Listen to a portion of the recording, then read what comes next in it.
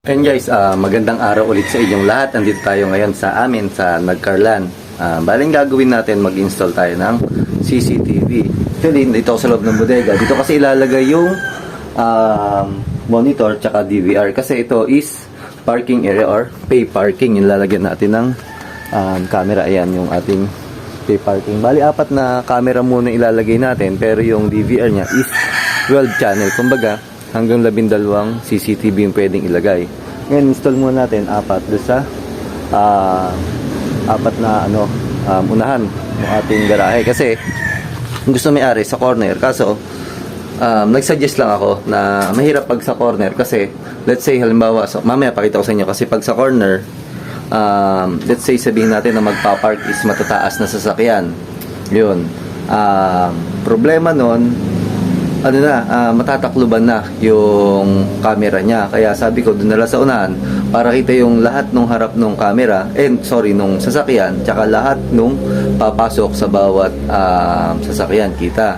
Then kung may makasabit man or huwag sabihin natin na merong nakasagi doon sa nakapark, kilala nila pag yung matras at nasagian yung sasakyan, kilala na kung ano yung sasakyan nakasabit, guys. Yan. Kaya naglagay tayo kaya yung pwestong camera natin is dun sa unahan ko na lang sinuggest. Ngayon, pumayag naman si owner. Yung akin lang kasi is suggestion lang. Kung hindi papayag si owner at dun niya sa corner pinalalagay talaga, dun natin ilalagay. Kumbaga, yung may-ari pa rin yung final decision. Siya pa rin yung masusunod. Atin yung mga suggestion lang kung saan magandang ilagay. Yan. Ito yung camera natin. Brand niya is Hikvision. Yan. 2MP. Yun. Yung binila may-ari. Kasi ito, ang bumili is yung may-ari na, guys. Yan. 2MP. Actually, yung 2MP maliwanag na rin or malinaw na rin. Either sa gabi or sa umaga. Yan. Kasi ito, is color na siya. Yun. Kahit sa gabi, is color na rin siya. Then, ito yung DVR natin. Ito yung ating DVR. Yan. 12 channel na Hikvision. Yun. 7,200 series yung kanyang model, guys, ng ating Hikvision na DVR. Ngayon, pakita ko sa inyo yung paglinya tsaka yung mga kailangan pa natin gamitin. Actually, meron dito is PVC pipe. Papasok natin siya sa PVC pipe. Bakit? Para mas safe yung ating linya. Pangalawa, hindi siya prone na mag-corrode or maputol na lang basta. Yun. Kasi ang gagamitin is coaxial or RG6 na cable wire, tapos THHA number 14 yung ating wire. Ayan. Actually kasi kaya hindi Siamese yung ginamit natin, walang mabilan kami dito. Kasi sa Nagcarlan, is kalimitan ino-order pa sa kabilang bayan like San Pablo or Santa Cruz. Dito na kami kumuha. Tapos tinanong ako kung anong pwedeng gawin. Well, i-alternate sa Siamese wire. Pwede naman number 14 na wire, tsaka yung ating coaxial na RG6, guys. Yun. Tapos pakita sa inyo, gagamit tayong PVC pipe. Ang wala pa lang dito is yung BNC connector tsaka DC connector. Yun na lang dalawang kulang, guys. Tsaka yung power supply pala. Kasi pag bumili kayo ng ganitong CCTV or camera, wala to kasamang power supply. Yan. Kaya bibili talaga or magpo-provide kayo ng power supply. 12 volts lang naman yon, 1 amps pwede na sa CCTV natin, guys. Kaya na yan. Yan. Tapos pala pag bumili kayo ito na ating DVR, wala din tong kasamang yung hard disk. Yan. Gagamitin natin dito is 2 tera kasi 2 MP na siya. Tapos 12 channel. Medyo kukunti maging record niya pag 1 tera lang or mababa yung gig ng ating hard disk, guys. Yan. Simulan natin pag-install. Una kakabit ko muna yung mga junction box. Yun. Ito yung iba pa natin gagamitin. Junction box, square box, tsaka lagay din tayo ng amco box kasi maglalagay tayo ng another outlet, guys. Yan, PVC pipe. Yun, tapos outlet. Yan, tapos kitchen wire number 14 na lang. Yun. Yun na lang. Ito yung kasi yung may-ari ito merong hardware kaya yun yung mga piadala niya. Yan. 3/4 na PVC pipe kasi coaxial yung papasok natin. Ito yung coaxial niya. Ito. Yan. Coaxial niya, guys. Tapos doon natin ilalagay. Isa doon, isa rin doon. Tapos isa doon, tsaka yun, nakapaglagay na ako ng junction box. Yun. Kasi pag yun, nabanggit ko nga sa inyo, ito, kung doon tayo sa corner na yun, mangyayari sa kanya, let's say yun, gano'n matataas yung yung nakaparada, sa gabal na, guys. Ayan. Yun. Bali kung ganito, panay kotse lang. Ayan. Kahit na ando sa corner na yon, hindi na matatakluban. Kaya doon na lang para, let's say sabihin natin dito. Ayan.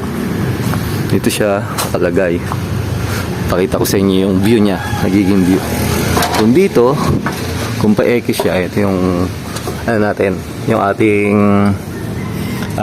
junction box. Ngayon, kung nakaganyan niya, yan, kita niyo yung view ng ano, ng ating unahan ng camera, ng ating mga sakyan. The same din do sa kabilang side. Kumbaga, kita niyo unahan, kilala niyo yung papasok or tsaka yung makakasagin ng sasakyan, guys. Ayan. Kasi kung doon, magpark kayo, kung naan doon at may magpark na mataas na sasakyan, yung taklob na yung camera natin. Dito, kilala niyo na. Kasi, yung likod naman niya is pader, kilala niyo kung may pumasok. Ayan, di ba? Yung view niya, ganyan yung magiging view ng camera niya, ga. Yan, tsaka yung entrance, kita niyo na rin. Yun, doon sa gate. Dito, although luma nga yung ating ano, or hindi naman luma, kumbaga medyo matagal lang stock sa hardware nila itong cable wire natin. Check ko muna kung okay pa siya. Kung may continuity lang naman check natin dito, gagawin natin, gamit tayong multimeter. Ito yung multimeter natin, set lang natin siya dito sa continuity. Yan. Yan, continuity. Yun, may sign na yun. Yun yung continuity. Kung may, kumbaga, pag buo yung linya or walang putol or okay yung linya natin, makakaroon or makakarinig kayo ng beep sound kagaya nito. Yan. Yun o. Dapat ganyan. Kaya ngayon, kukunin natin yung dulo nito. Saan yun? Nawala na. Ayun. Ito lang yung dulo niya. Kasi magbuli, medyo mahirapan tayo. Kasi ito ang batak ng wire nito, lalo na itong coaxial. Mas maganda, or as much as possible, walang dugtong from camera papuntang DVR. Okay, magdudugtong masyado kasi prone siya na magkaroon ng power hum or yung makita sa motor may mga guhit yung inyong camera or yung view do sa monitor kasi nga naging grounded siya yung ating ano pag may dugtong gantong coaxial. Kaya kalimitan coaxial din ginagamit ko, hindi siya prone sa ano power hum or sa ground compared dun kay telephone wire yon. Yan, or yung UTP guys, hindi ako na masyado nagamit sa CCTV nun eh. Kaya mas maganda pa rin tong gantong coaxial or RG6 na na cable wire. Yan, kasi ito from camera to DVR. Yan, mas maganda walang dugtong. End to end. Yan, wait lang, nawala na yung dulo. Hanapin ko na yung dulo guys. Yan, ito na yung dulo ng ating dalawang coaxial. Medyo nahirapan ako. Ito muna na natin test. Itong gagawin natin positive ng ating camera. Yan. Kailangan tutunog yung ating itong ating tester, multimeter kapag ino natin. Ayun o. Nabitaw eh. Yan. Napapansin nyo, narinig nyo natunog siya guys. Ibig sabihin, buo yung ating positive. Ngayon yung negative naman natin, yung gagawin natin negative kay camera. Yun o. Medyo naluwag lang yung ako. Yun o. Ibig sabihin, buo yan guys. Pagka natunog na ganyan. Ngayon, buo yung ating positive tsaka negative. Ibig sabihin, walang putol yan. Ngayon, check naman natin ito tsaka ito. Kailangan, hindi naman siya tutunog. Kasi, pag tumunog yan, ibig sabihin yan, shorted or may magkadikit itong positive tsaka negative. Pagka ganun, hindi pa rin gagana yung camera natin kasi yun nga, shorted or magkadikit yung positive tsaka negative. Naka-black lang yun sa monitor. Yan. Yun o. Dapat hindi siya tutunog guys. Yan, kahit dito kailangan walang continuity yan. Ito tsaka ito. Yan, dapat wala pa rin yan. Kailangan test nyo muna lahat. Lalo to, ganito, napastock yung ating wire. Ngayon naman, kahit napastock ng balotang ko yan, no? Maganda pa naman yung kanyang coaxial, yung kalidad niya. Kaya okay pa to guys. Yan. Tapos gamit din tayo ng KC chain wire. Yan, pang power supply na to. Ito yung sa power supply natin or sa adapter. Yun. Kabit ko na muna lahat or babatayin ko na muna itong wire dito. Tapos pasok natin sa PVC. Kasi nga ito dapat walang dugtong. Kagandahan lang dito, luwag yung ating space. Kaya hindi tayo mahirapang mag-linya.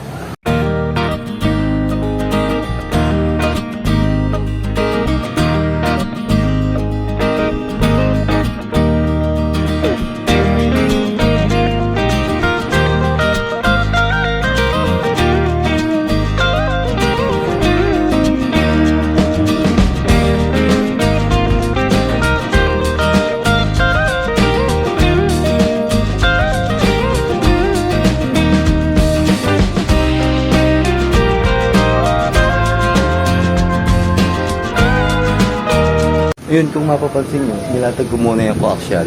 Tapos ilalagay naman natin yung number 14 na THA chain wire. Tapos paglalatag natin, tsaka natin siya papasok sa loob ng PVC guys, para hindi tayo mahirapan. Kasi nga, binata po siya yung coaxial guys. Ayan, ito yung wire niya. Isa ilalim, hanggang doon na sa bodega guys. Yun yung sukat ng ating ng coaxial. Actually, kasi dapat talaga to walang putol. Yung THA chain wire, yun okay lang yun kasi yung power supply niya. Yun, hindi naman maapekto kung may dugtong. Kasi magdudugtong tayo dito. Ito, yung power supply nito, yung kamerang ito. Doon lang tayo, yun lang yung mga may dugtong natin, yung THA chain. Kaya yun yung mapuputol natin guys. Yan. Yun naman gawin ko, yung THA chain wire before ko ipasok sa loob ng PVC pipe. Then, naibata ko na yung mga wire niya guys. Lalagay ko naman yung PVC dito. Para yung wire natin, susuot na lang natin basta. Ayan yung mga PVC natin, tapos junction box, kinabit ko na. Para pagpapasok ng wire, dire-diretso na lang yan. Ano lang siya doon sa ating trusses, nakakapit lang sa bakal natin. Yun, kaya may junction box doon. Nag-request nga pala ng another ilaw doon. Okay lang yun, 3/4 naman yung ating PVC. Isasama ko pa yung wire nun papunta doon sa yung extrang junction box na yun.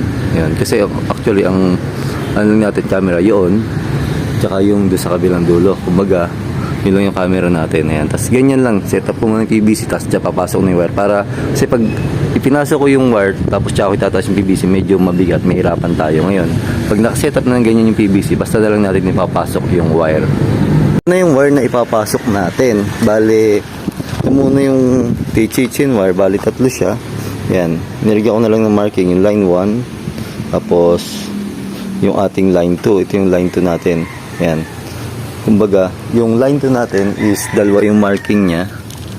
Tapos, yung line 1 natin, isa lang yung marking niya. Tapos, itong isang to, ito yung magsisilbing return ng dagdag na nabanggit ko, dagdag na ilaw. Tapos, isang coaxial. Ayan. Ito yung ipapasok natin dito, guys. Doon sa nilagay natin PVC. Bali yung apat na yan. Isang coaxial, isang line 1, line 2, tsaka yung return ng ating ilaw na idadagdag. Kasi yung switch niyan is doon na rin sa bodega mapapalagay. Ayan. Ngayon, pag papasok nito, dito ako magsisimula sa junction box. Dire-diretso na yan doon. Ayan, tapos, yan, kahit sobrang haba niyan, basta maganda or okay yung pagkaka-install ng PVC, papasok yan, hindi kayo mahirapan kahit wala kayo wire puller. Tapos, yun, makikita nyo, dapat yung hub niya, importante, isang direction lang. Let's say, pag sabing isang direction, kung yun lang yung may hub, idudugtong nyo, dapat yun din yung may hub, hindi yung hub. Tapos pagdating doon, yung hub naman yung nakapunta doon. Yung isang PVC man yung ipapasok mo. Kumbaga, kung ipinasok mo na yung may hub, yun doon sa susod, yun na rin may hub ipapasok mo. Yan. Kung ba hindi sila magsasalubong. Kasi sa dahilan kung ba't minsan nahirapan kayo magpasok ng wire guys. Kahit sabihin nyo tuwid naman yan. Medyo minsan nabanggado sa edge ng PVC. Yan. Pakita sa inyo, pasok natin yung wire natin.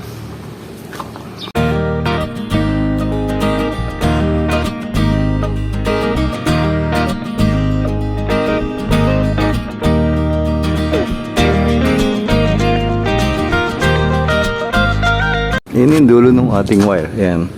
Ngayon ito, di ba yung tatlong wire? Yun na lang yung magkakaroon ng dugtong yung ating kay power supply guys. Ayan. Ayan. Iwan natin to dito. Ito nga kasi yung line 1 tsaka line 2. Yan na lang maging dugtong natin. Pero ito, hihilahin ko yan. Kasi, dire-diretso yan hanggang doon sa side na yun. Kasi nga, di ba nabanggit ko sa inyo, hanggat maaari, huwag kayong maglalagay ng dugtungan sa coaxial or do sa ating magiging signal from CCTV papunta sa DVR kasi nagkakaroon yan ng power hump. Yan o. Hinihila ko yun o. Mahaba naman yan. Sinukat ko na yan hanggang doon sa DVR natin. Yan. Yan lang hinihila ko muna ngayon. Kasi ito, may iwan na to. Doon na lang tayo mag-i-splice or magdudugtong sa power supply niya guys. Kasi yung power supply naman niya, yung adapter ng ating CCTV, doon ko na rin ilalagay sa tabi ng camera. Ang dadaan pa rin dito is 220 volts. Kaya walang problema tayo magdugtong dyan guys. Pero kung 12 volts, huwag kayong gagamit ng ganyang kahaba guys. Kasi nagkakaroon ng system loss na yan. Pag yung malayo, let's say sabihin natin from camera to DVR, mga 30 to 50 meters. Actually, gagana yung camera niya. Pero minsan nawawala or lalo na sa gabi, black na lang yung CCTV niya kasi nagkakaroon ng system loss. Kasi nga, 12 volts lang siya. Hindi niya kayang tumakbo ng ganung kalayo yung ating Compared kay 220 volts, makakayanin niya kahit sobrang layo na guys. Kasi system loss. Pag ganun kahaba, nagkakaroon ng system loss. Ayan. Ayan. Ngayon, kamitan mapapansin nyo yung camera ko or yung aking power supply nakadikit or nakasama sa ating CCTV. Yun, okay na yung ating wire. Yan. Lagay naman tayo ng another THHN wire kasama nito. Papunta na doon hanggang sa dulo na guys. Kasi ito, maglalagay pa ang PVC papunta rito para mag-ilaw daw dito guys. Yan. Ngayon lang sa akin nabanggit kasi. Pero, actually, okay naman. Nagawa natin ng paraan. Yan. Kaya tayo nag-add ng PVC. Nag-add na lang tayo ng extra wire para sa ilaw natin. Nailagay na natin yung mga linya niya, PVC, tsaka yung wire. Yan. Ngayon, pakita ko naman sa inyo yung pag-i-splice. Kasi nakabit natin yung mga PVC. Tapos na ibag natin yung sa ilaw naman. Yun lang naman na i-splice natin yung sa ilaw. Tapos after nun, kakabit natin yung camera, yung power supply niya doon sa dulo, tsaka yung BNC connector. Ayun. Ito muna yung ating itong ating pag-i-splice dito papunta doon sa ilaw. Kasi ito, yung tatlong yan, yung line 1, tsaka line 2. Ayan. Dito ko sa amin is line to line ang connection, tsaka kaya line 1, tsaka line 2. Kaya nilalagyan ko lang marking, wala nang problema magkabaligtad, pero mas gusto ko pa rin na alam ko yung line 1 tsaka line 2. Tapos ito, yan, buo ito yung return natin. Yan, ito diretso na dun. Yun iniiwasan ko mag-splice din kasi minsan pag naka-splice naglo-loose, pero para make sure nyo na hindi mag-loose yung pagka-splice nyo, higpitan nyo, tapos papalan yung insulation or yung balot na electrical tape guys. Yan, tapos ito pasok ko lang ito PVC ito dito. Yan, teka lang. Yan, ito na yung natin, pag-splice natin. Ito yung galing sa source. Di ba tatlo yung binatak natin kanina or pinasok na wire? Ito yung isang RG6. Ayan, diretso siya. Kailangan wala natin dugtong kung nabanggit ko sa inyo para maiwasan natin yung power ham. Ngayon, ito yung sa niya, return. Diretso ko na siya dito, papasok dito. Doon tayo maglalagay ng receptacle or ilaw. Yung bumbilya natin, ayan. Kasi wala nang i-splice dyan. Yan ito, galing to sa ilaw. Dito natin siya i-connect sa line 2. Yan. Kasi yung switch natin sa line 1 natin i-connect yan. Pero doon yung sa kabilang junction box guys. Ngayon, kukunin din natin yung line 2 nito. Yan. Kaya may mga marking niya kahit magkakaparehas ng wire or kulay ng wire. Hindi tayo malilito. Yan. Diyan yan, line 2. Sama-sama yan. Yung line 2 na to, papunta dito. Yan yung line 2 na magiging supply ng ating CCTV. Kasi yung power supply niya is 220 volts yung input niya, tapos yung output niya is 12 volts. Kasi ito yung line 1 niya. Dito naman siya papunta. Yan. Dito sa CCTV din natin. Diretso siya papunta doon. Yan. Bali itong return, diretso siya sa receptacle. Kasi ito, yung line 2, dito lang siya kukuha ng live doon sa ating yung ating receptacle or ilaw. Ayan. Bali ganyan lang yung splice niya. Yan. Splice ko lang. Yan. Bali yung connection niya ganyan guys. Ngayon okay na yung mga wire natin. Yan yung connection natin. Yung line 1. Yan. Wala nakasama sa kanya. Diretso siya sa outlet ng ating papunta sa CCTV. Tapos itong line 2, ang connect lang sa kanya yung papunta sa receptacle. Tapos ito yung ating return. Diretso to galing to sa switch guys. Ito galing sa breaker natin yung line 1 tsaka line 2. Ito galing sa switch guys, yung magiging buhay ng ating ilaw. Yan. Tapos doon connect natin yung ating BNC doon sa dulo ng ating coaxial or ng ating cable wire guys. Yan. Dito nga pala yung BNC niya, pakita ko. Yun, ito yung nabili nilang BNC. Hindi to kagaya nung kinakabit natin na BNC. Although yung plug niya, siya ka na madumi yung kamay natin kasi yung sa PVC tsaka sa wire, tsaka wire natin luma na yung sa RG6 or magabok na. Hindi naman luma, magabok. Ayan. Ito yung BNC, balik tayo kay BNC. Yung likod niya, kung mapapansin nyo, kung alam niyo yung connector doon sa likod ng TV, halos ganun siya. Ayan. Kaya nagpabili pa rin ako ng ito, connector. Ito yung kakabit natin sa dulo ng RG6. Same siya doon sa mga antena ng TV. Yan. Tapos, para na may connect natin siya dito. Yan, iroroscast natin siya dito guys. Yan. Kumbaga, para may kabit natin kasi ito, hindi natin may kakabit dito kay cable wire. Gagamit tayo ng connector. Then, iroroscast lang natin siya dito. Yan. Yan. Kabit ko muna itong isang BNC dun sa dulo ng ating cable wire. Yan. Ganyan yung mangyari niyan eh. Tsaka natin ito may kakabit kay camera. Kay CCTV. Yan. Kabit ko muna ito dun sa dulo ng ating cable wire. Yan. Bali ganyan. Babalikan nyo lang yung ating BNC ng ganyan. Ito yung positive natin. Tapos yung negative. Then ilalagay natin tong connector natin. Iro-roscas lang din or ipipihit lang din dito sa dulo ng ating BNC or sorry nung ating cable wire yan. Ito guys, yan. Kaya napansin nyo, nagtira ako nung sa puti. Ayun Iwasan nyo dumikit yung itong wire na gitna dito. Kasi ito yung magsisilbi natin ground or negative yan. Tapos tsaka natin ito ipapasok do sa ating BNC yan. Kung familiar kayo do sa mga antena, ganyan din yan yung antena ng TV. Ayan ganyan yung kalalabasan niya guys. Tapos ito, pwede natin ito i-connect kay CCTV. Yan, pero babalutan ko ng tape kasi ito yung ground para maiwasan natin na maging grounded siya. Ayan guys, jogging na ba tayo? Tuloy ko na lang ulit bukas ng video natin tsaka yung pag-install natin from camera to BNC tsaka yung connection ng power supply guys. And maraming salamat sa susunod na video guys.